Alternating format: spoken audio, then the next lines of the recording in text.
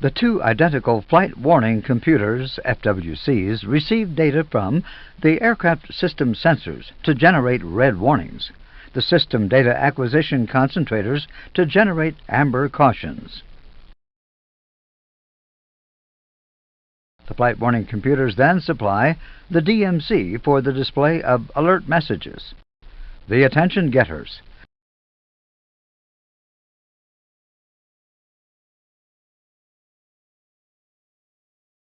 the loudspeakers for oral alerts and synthetic voice messages. Speed, speed, speed.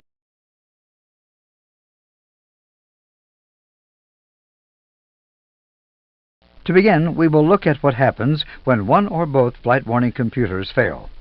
For a single FWC fault, a caution message will be displayed on the EWD. Notice that there are no blue action lines, so no crew action is required.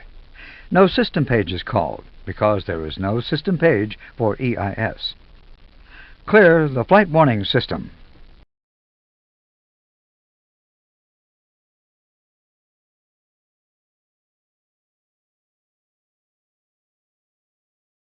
On the status page, you will notice that the aircraft's autoflight capability is downgraded to Cat 3 single. The inoperative systems are Cat 3 and FWC 1.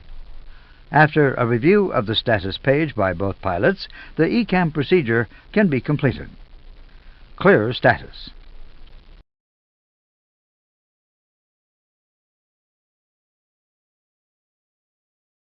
The cruise page is displayed on the lower ECAM screen, and the ECAM control panel has no lights on it.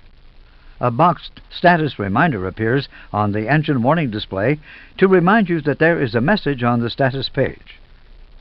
This completes the procedure for an FWC-1 fault. ECAM complete screens normal. As a result of the failure, if any other warning or caution is generated that would light an indicator, you will notice that only half of the lights are illuminated. In this example, with the Flight Warning Computer 1 fault, only the lower part of the captain's indicators and the upper part of the first officer's indicators are illuminated.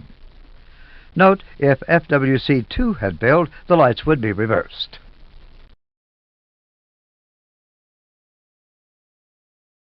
The loss of both flight warning computers will remove the automatic monitoring of the aircraft systems. A message and information generated by a DMC is displayed at the bottom of the EWD. There will be no further ECAM cautions or warnings, oral warnings, master caution, or master warning lights.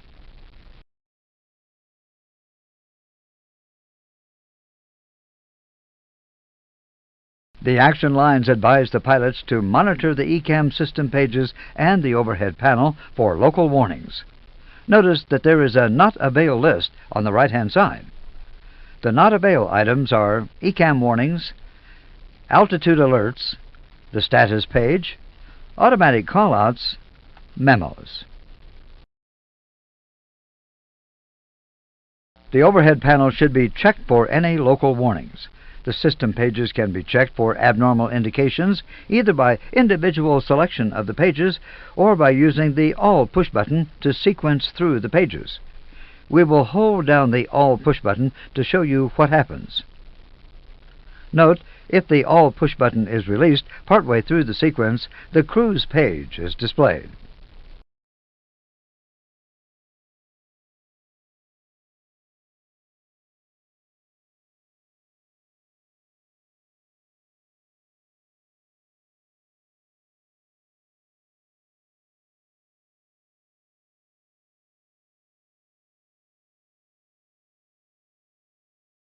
To finish this module, we will briefly look at the use of the Emergency Cancel push button. It is normally used to cancel an intermittent nuisance message. It may be used, if necessary, to cancel most oral warnings. Let's look at an example of an intermittent nuisance message.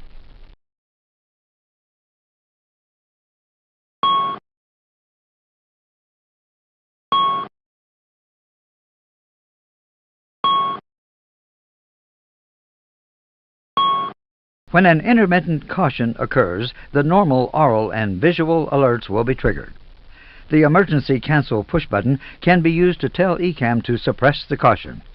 As a result of pressing the emergency cancel push button, a white message appears on the EWD advising you that the caution has been canceled.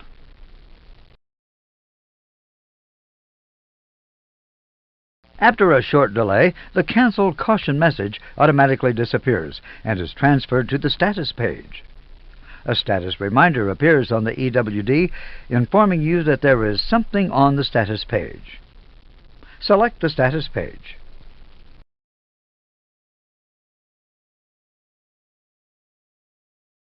The status page is displayed, which now has a white canceled caution message. After review, the status page can be cleared. Clear the status page.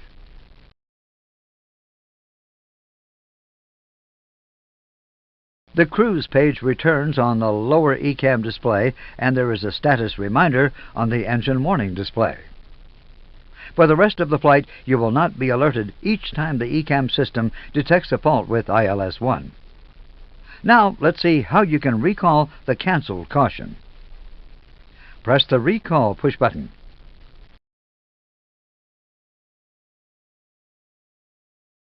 If you press and hold the Recall push button for more than 3 seconds, the suppression function is removed. The original caution will reappear if the fault is detected.